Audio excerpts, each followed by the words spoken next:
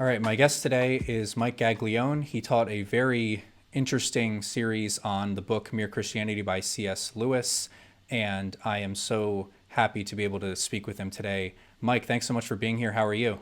I'm good, Dylan. What's up? Not much. We're going to have a very interesting and deep conversation, it looks like, based on the questions I have here. So I'm really excited to jump in. But first of all, why don't you give us a summarized version of what your background is and what inspired that series that you taught?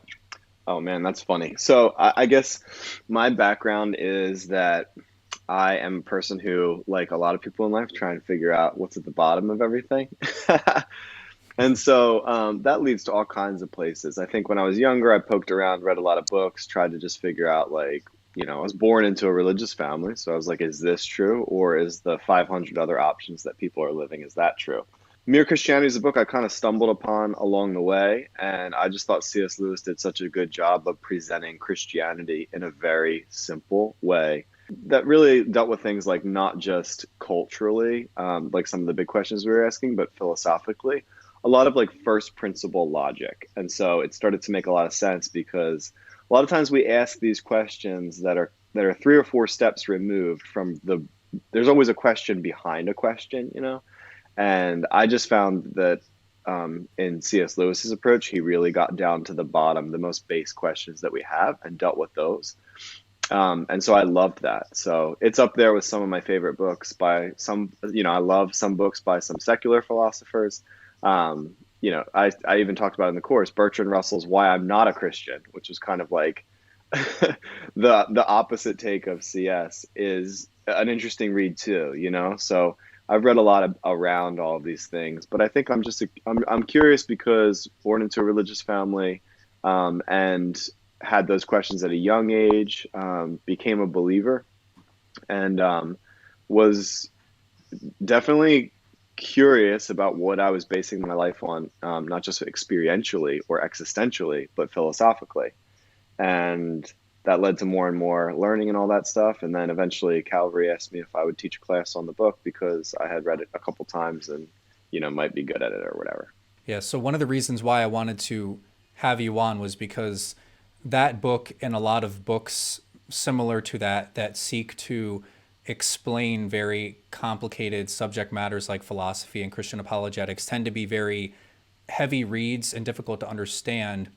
And I think in your series or the course that you taught, you explained it very articulately and eloquently. So let's begin with Mere Christianity as the foundation for our discussion, since that's what you did your series on. So given that Mere Christianity, and I think this is an important thing to recognize, it wasn't written to convince non-believers of the Christian faith, but rather kind of reinforce what Christians already believe, and it's meant for Christians to read. So I wanted to ask you how you would approach a conversation with someone who questioned why you believe in, Jonah living in the belly of a whale for a few days, or a talking bush and other stories found in the Bible that a majority of people would just laugh at as being completely absurd. And I ask that because you made a very interesting point that was very thought-provoking in one of your lessons, which was you described a meeting that you had with a friend of yours,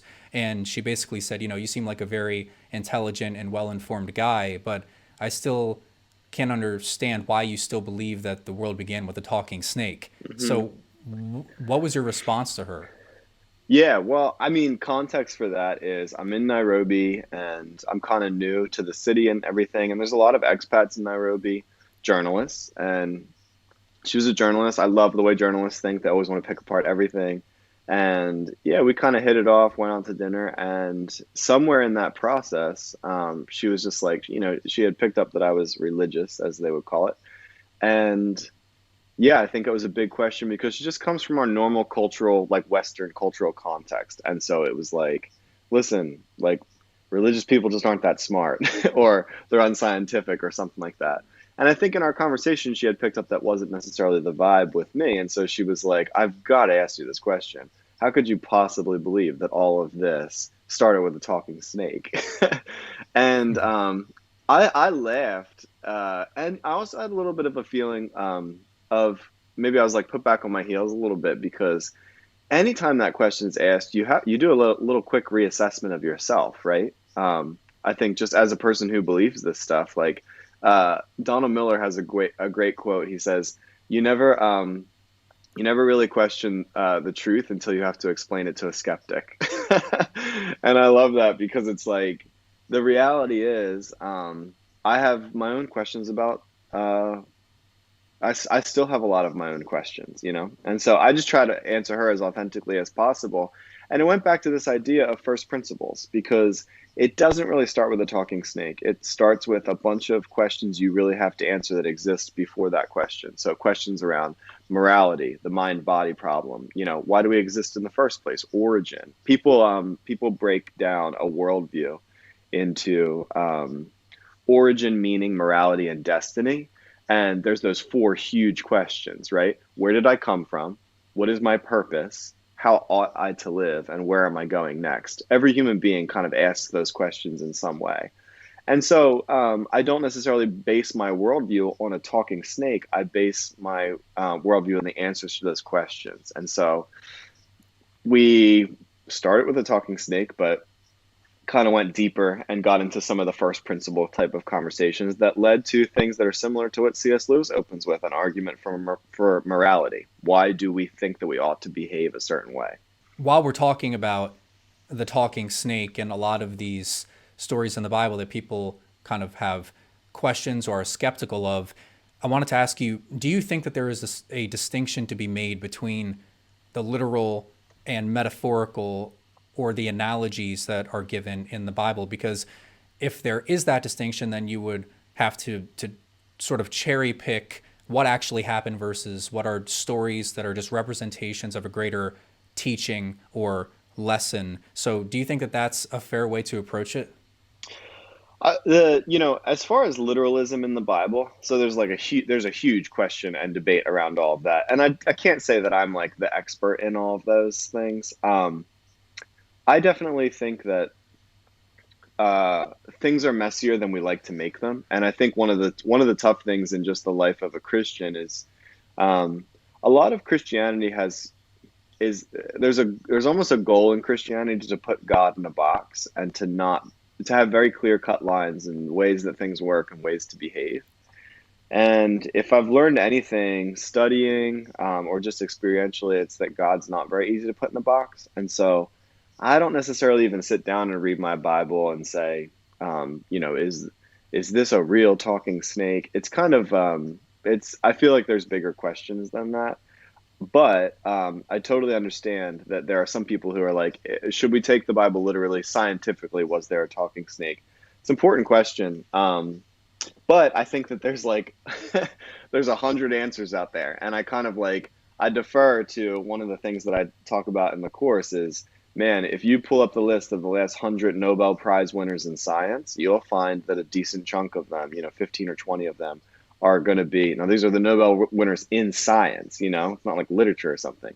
These scientists are going to be Christians, and there's some of the most some of the scientists that you can like some like Newton and Galileo and when you go through even today, you've got the mathematician at Oxford who I reference in the course, or even the guy who mapped the genome under the Clinton administration. Like these guys are all believers, and so you sit there and it's like, listen, I'm not necessarily somebody who's sitting in a lab every day, and I don't have any scientific degree, but I know that these guys are at the top of their game scientifically, and they have the same exact worldview as I do. So they somehow have accepted or dealt with this idea of a talking snake and still have God as their ultimate reality. And so I'm kind of down to be in the same category as those people without having to ask that question. We accept a lot of things in life on authority.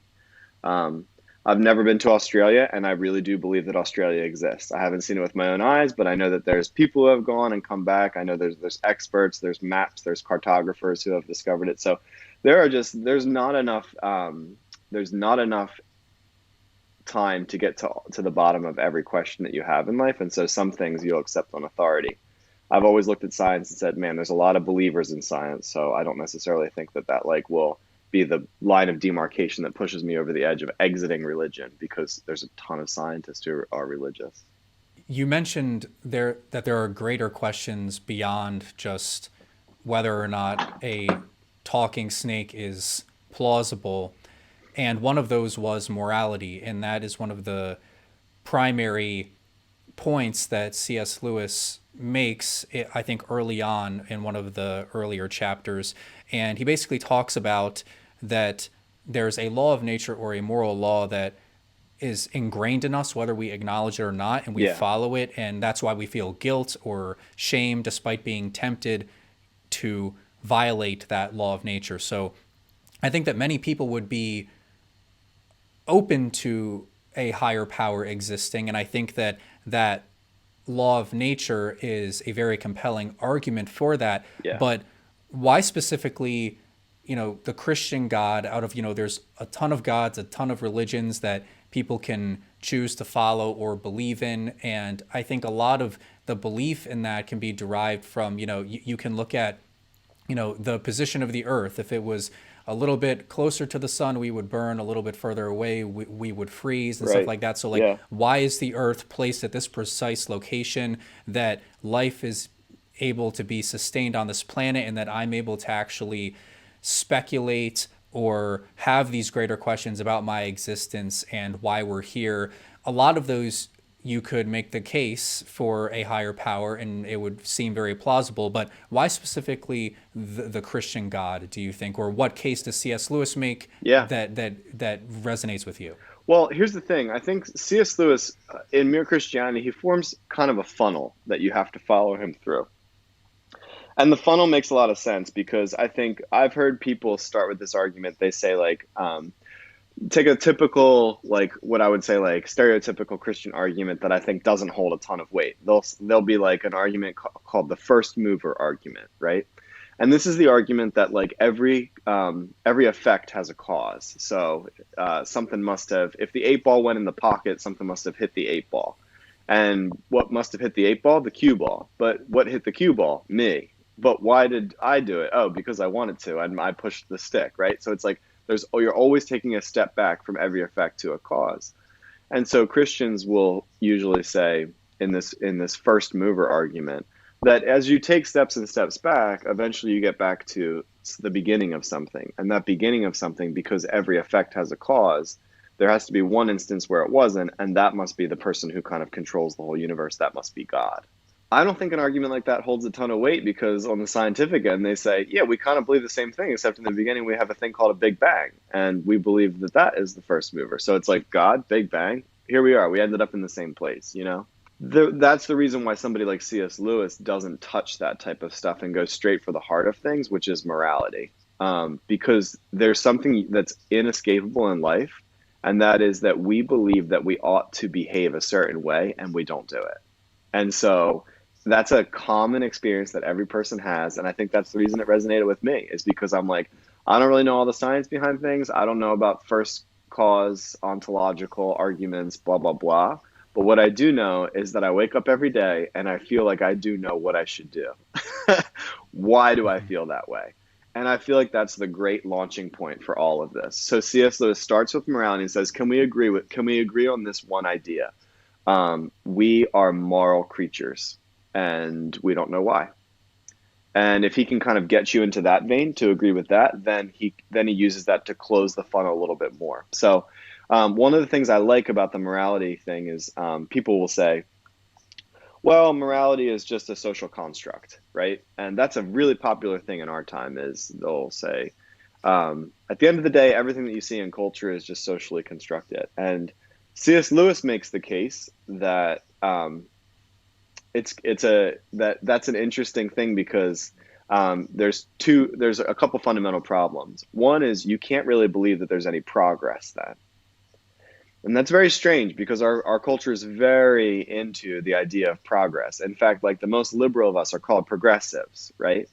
And so maybe a famous quote would be Martin Luther King, the moral arc of the universe is long, but it bends towards justice, right? We like to believe as human beings that we're actually heading to something better.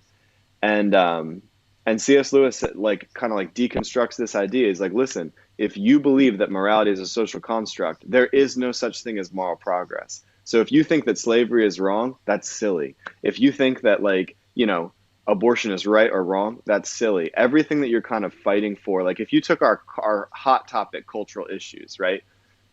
Fairness and equality racially, or just go through the list. None of those matter because technically there is no such thing as morality. And so you can't believe in progress if you believe in that. The other thing that people say a lot about morality is they say, well, no, because morality is different across culture. And I think he points out something really interesting here. He says, yes, there are differences in the way that our cultures view morality, but those differences are differences in degrees. And so, like, he'll say, like, it may be that in some cultures there are women who have to cover themselves head to toe. And another, then I could pop over to Hawaii and maybe they just think you should wear like, a bathing suit is fine. But the reality is there's still something at the bottom of that. Those degrees of difference are very wide. But isn't it interesting that they both believe that there is something that should be covered, which is the fundamental idea under it, And so I looked at him kind of talking about this morality and said, wow, like this is hard to get away from. We have this sense of what's right and wrong, not just for ourselves, but culturally. And we feel like a better culture moves progressively toward that. Where do we get this sense of progress? And then also these differences that we have culturally when we travel to different places are degrees of difference, not something that amounts to like a whole thing. I think those are the two important things when I look at his morality argument that kind of pushed me in that direction. Now I'll get to your question, because you asked about Christian God. So why would a Christian God be involved in that? That's when we go a deeper level into the funnel. So let's say we've come to the consensus, you're right, there's something moral about us, and that means that there is something somewhat transcendent. You still have this question of like, okay, there's 5 major world religions, which one's the right one? But then he starts to break them out into different philosophies behind those religions. So you have the monotheistic religions, which is Christianity, Islam, and Judaism. And then you have the others, which are not monotheistic. So they don't have a personal God in them. So that's Hinduism and Buddhism. And there he kind of goes into the moral arguments that are constructed by having a monotheistic personal God or not. I don't know how deep you want me to go into that, but I can. Yeah, I just suppose to summarize that morality has been proven, or if you take a step back and analyze morals across society, that it's more objective than subjective. And if it were subjective, then progress wouldn't exist because we're basing morality off of our own subjective opinion rather than it being based off of some greater moral that is not determined by us. Is that a fair way to put it? Yeah, I mean, that's a great summary. And you know what's funny, Dylan, is there are people definitely today who would believe, okay, so so one of the interesting things about that whole philosophy, there are some people like, forget his name, the guy who wrote Sapiens, I think his last name's Harris, Noel Harris. He's an Israeli professor. And his argument is very based on like Michel Foucault, the idea that everything is socially constructed, all morality is socially constructed. His argument in Sapiens is that every ounce of our morality is socially constructed. And so even something like fairness and equality is a social construct. And you can't really argue with someone like, who thinks that way, because it's like, all right, well, great. I mean, we've just picked our sides and here we are. Here's what I've always found interesting about that. You may make a philosophical argument for that, but nobody actually lives their life that way. And I think that's the really important thing. Nobody raises their kids like morality doesn't exist. And nobody has a relationship with their wife that like morality doesn't exist. I mean, could you imagine if I came home, and I told my wife I cheated on her, but I was like, I mean, at the end of the day, marriage is a social construct anyway. This is all just socially constructed. Even love is a social construct. And the idea that I shouldn't cheat on you is a social construct. And even if I made a promise that I wasn't going to cheat on you, that was a social construct. So why does it matter? No one would ever live their life like that, you know? So we'll philosophically sit in classrooms and talk about social construction, but at the end of the day, when we go out and live our everyday lives, we fight for a morality that we do believe exists. We believe that things should be better. We know how we ought to behave, and we want to behave like that. So that was why I couldn't get out of C.S. Lewis's morality argument. Yeah, and couldn't you also make the case that uh, social construction or that sort of philosophy is anti-science or anti-biology because there are certain things within us biologically that make us a certain way. And I mean, you could make the argument, I suppose, that a certain degree of our behavior or our perceptions of things are based on, society and culture, but people who argue that they're just completely socially constructed and that, on top of being contrary to an objective morality that you were talking about, do you think that it's also anti-scientific? Or Well, I mean, the question would be, what is science at the end of the day, right? It's almost Mhm. like you could make the argument that science would be a social construct because who cares what the distance is from here to the sun? Like if it's, I don't know, X amount of millions of miles. Well, miles are a social construct, right? And I guess like at the end of the Right. day, there is some approximation for what that is if you wanted to measure distance. But we definitely have issues, I think, scientifically when you follow the path of social construction because social construction basically makes for a place where you can't comment on anything. My biggest critique of Sapiens, I mean, which is pretty much the most popular atheistic, materialistic bestseller out there right now, my biggest critique about Sapiens is that he couldn't be consistent with his own logic. As he goes through, he says like, um, America is a social construct because it's just founded on a document that we all just decide to believe in. And then he said, and corporations are a social construct. And then he said, and religion is a social construct because it's just the way we like to behave and it's based on a book or something like that. And his whole point was to get to the bottom and say, so what is real? And the only thing that's real is science. And what he meant by that was the physical world that you can see and touch, right? So rocks are real and America is not real. But it was interesting to notice that, like, throughout the book, his entire bent was, you know what? Humans have been really bad to the environment, and they've messed up the balance of the ecosystem. So you'll find in the first couple chapters, he's really mad that the Homo sapiens killed all the other potential, like, human beings or whatever.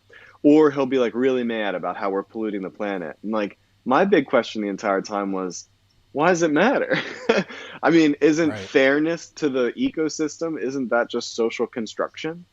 Like, why should we ever be fair to the ecosystem? Or if we killed all of those people as if human beings were the bad guys and ended up killing out the competitors, well, why does that matter? Because isn't aren't I just a piece of bacteria floating around? And even though I'm complicated, I should be able to kill whoever I want. Why is there any moral judgment on that? There is none. And so what he should do is just not write a book because none of it matters. And so Right. nobody can be consistent about that stuff. And I think that's the big sticking point. And that's the genius of CS, why he started there, is because at the end of the day, we can, everybody will have these types of arguments in classroom context. But when it actually comes down to it, everybody's a believer. Everybody believes in something.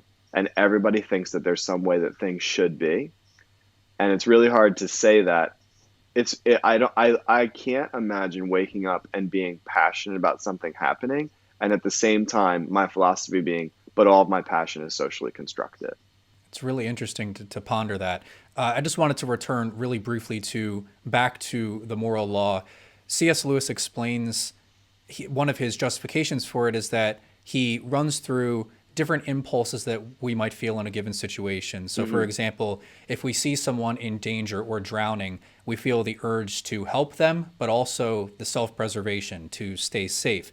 And C.S. Lewis argues that there's a third impulse that encourages the first one to help while suppressing the instinct to stay safe just because that's the morally right thing to do. Yeah. So, an analogy he gives is that our impulses are the keys on a piano and the moral law is the sheet music. So the keys can't tell themselves what to do and it must be laid out for us and we press a specific set of keys based on what the sheet music or the moral law says.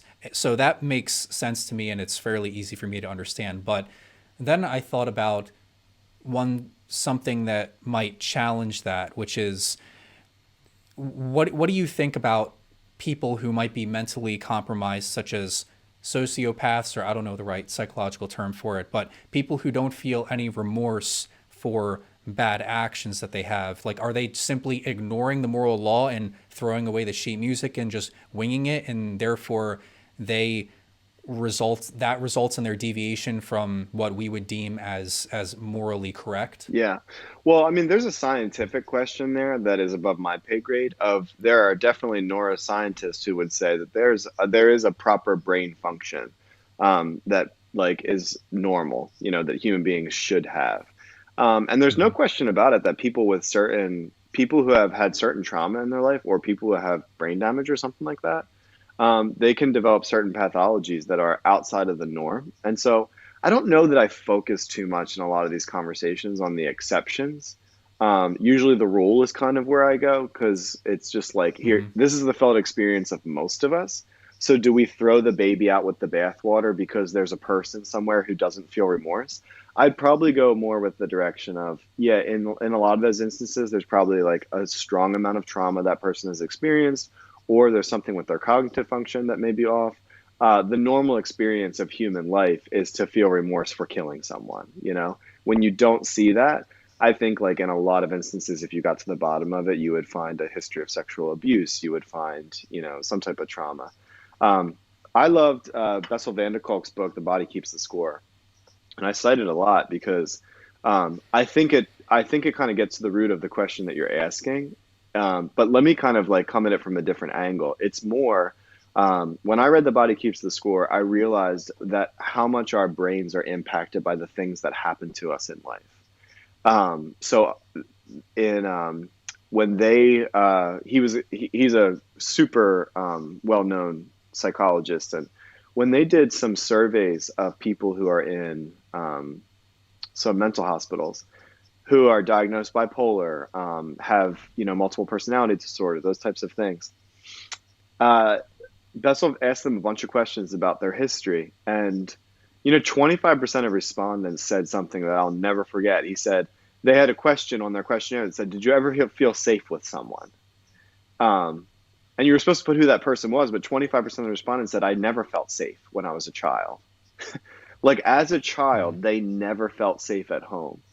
And it was interesting because they started to develop this correlation of people who had personality disorders and people who were abused a lot as a child and never felt safe. The brain is an organ just like everything else is, and we grow as human beings when we kind of are given decent conditions, and we stop growing or even grow, counter to what I think would be best if we're given some of those adverse conditions.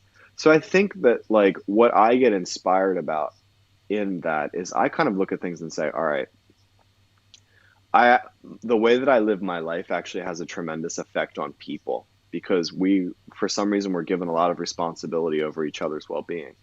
And so when I look at somebody who doesn't feel remorse for killing someone, I don't know that it messes with my theology as much as it makes me want to be better, to support parents better, to get kids access to the right resources so that you can grow up and your cognitive function isn't super impaired because of all the horrible things that have happened to you. So I don't know Mm-hmm. if that answers your question completely, but it's like Mm-hmm. more the exception than the rule. So I don't know that it's worth that much of a conversation, but there's something pretty Mm-hmm. amazing there, which is we have a very profound impact on each other, and we should recognize the responsibility we have to each other because of that. Right. Yeah, that's perfectly reasonable. Um, what do you think the flaws are of the materialist view of things versus a spiritual or or religious approach to things? Because I think we spoke about this earlier, and you were saying that if you materialism suggests that everything is physical, including the mind, and at that point, if we are speculating about our existence and different aspects of life that exist beyond the physical, then that's just our physical mind just speculating about other physical things, and it's all physical. Whereas if you approach it from a religious perspective, you're arguing that there's much more to it, and that what exists beyond the physical might, and consciousness and everything might be derived from something much more than what we can see with our own eyes. So is that the extent to which you see the flaws of a materialist view? Yeah, I don't know, like, I'm one person with one perspective, so I don't know how much I really like critique everybody else's way of living or their worldview. I've always Hmm. struggled with the materialist worldview because it doesn't seem like there's an input that makes any sense to me.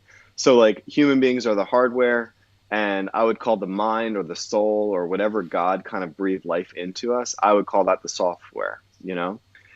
Hmm. Um, the materialist worldview is that the hardware somehow created the software, and we don't see that in any area of life. There's always a design function that kind of injects into the system.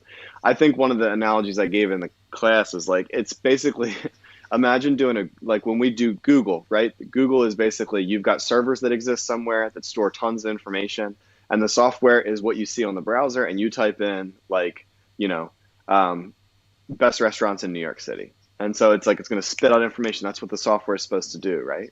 Our software is so interesting because like that computer code just follows exactly what it's supposed to do. But we wake up some days and don't do what we even think we should do, or we don't do what we're supposed to do, and all of that, right? So I've been curious. Like it would be like typing in a Google search "best restaurants in New York City," um, and then all of a sudden Google kind of spit back like best basketball players in the United States. And you're like, wait, that's not what the software is supposed to do. But humans do that a Right. ton, right? We know Yeah. that I know that I'm supposed to wake up at 6:30 today, start work, do my thing, and whatever. But I kind of woke up at like 8 because I was like, I need to sleep in. Well, I'm not following the software. Hmm. Yeah, because I don't know why. Like my mind just does what it does, and I think that that's the thing that I've kind of always struggled with the materialist worldview is like I just can't understand the software because it's basically like where did the input come from? So that's hard for me to wrap my head around. The social construction thing is hard to wrap my head around. Why do we feel like we ought to be certain things? Like I think I've always kind of struggled with that from a materialist perspective. Um, I think those are some of the biggest things. Yeah. Final question, just to wrap everything up, and we might have touched upon this before, but just to sort of focus on it specifically, do you think it's possible to merge science and religion? Because I think one of the things you talked about in your course is that they're meant to answer two different questions, science and religion. Science can explain what an atom is, but not necessarily why it exists. And I'm not suggesting that like religion or philosophy or any particular belief would be the best answer for why something exists. But do you think that that it's possible for science and religion to coexist, or do you, because one criticism of religion, like you said previously, is that it's anti-science because you're not basing everything off of science. You're basing it off of off of a man-made book or something that could be contrary to the scientific consensus on things. So, do you think that it's possible for both of those to come together to sort of shape the landscape for which we see things? Yeah, I do, but I'm a little more mystical. So I Hmm. think that like that kind of makes sense to me, but I don't know. I think that science and religion have a tough time. The reason that they go at it is because I mean science is based on like a scientific method, right? Hypothesis, test, repeat. And so um, that's not really like nobody. The hard thing to reconcile with like biblical things is like it's like, all right, do you believe the miracles happen? Because like, where's the hypothesis, test, repeat for that? It's like a one-off, you know. Hmm. Origin stories, carbon dating, like all that type of stuff. Like there is definitely some places where science kind of butts up against Christianity. And so I think that I totally understand the struggle in those areas. I guess I have a little bit more grace for where the struggles are and also understand that they're very complementary. Like they are asking different questions. Science is all concerned about the ways that things behave. So, I think CS like said somewhere, he was like, the typical like science goes like this. I heated the pot up to X amount of degrees, and this is how the contents inside the pot reacted, you know? Or I set my Hmm. telescope to this place, and this is what I saw. And if you answered every scientific question in the universe, there'd still be all the philosophical questions left. Why do we exist? Where are we going? What ought we to do? Right? Science is never going to answer Right. those questions because they're not scientific questions. And so you have these two things where, I mean, religion at the end of the day is philosophy with rituals built in, right? Hmm. Philosophy is just kind of, all right, so here's my arbitrary way of thinking. Religion tries to take it a step further and says, we think this way and we will behave this way. These will become our rituals. Philosophy and science are just two different things, and there's going to be some overlap between them. You know, there's going to be the concentric circles, and there will be some meeting in the middle, but they're more Hmm. complementary than anything else. It's like, great, I'm very glad to live in a world where, like, I have a headache and I can take 2 aspirin. Thank you, science. But Hmm. like what the root cause is of like why I decide to work a job that I'm going to work or what I decide to devote my life to, science will never obviously be able to answer those questions for me. And so we'll always have meaning-based questions.